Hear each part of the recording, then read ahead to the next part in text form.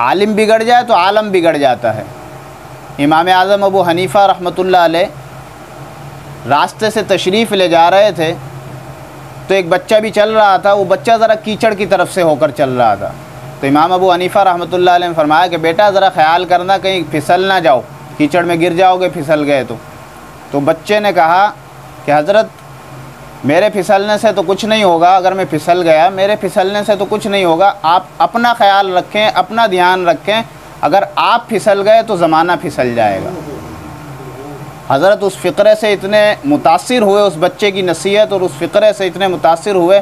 वहीं हज़रत ने अपने शागिर्दों को इमाम आज़म अबू हनीफ़ा रहमतुल्लाह ने फरमाया कि जब तुम्हें मेरे कौल के मुखालिफ कोई हदीस सही गैर मुतारिज़ हदीस मिले तो मेरे कौल को छोड़ देना, उस हदीस पर अमल कर लेना। तो यह है ज़ल्लतुल आलिम ज़ल्लतुल आलम। अगर आलिम फिसल जाए, आलिम बिगड़ जाए तो ज़माना फिसल जाता है, ज़माना बिगड़ जाता है। तो इसलिए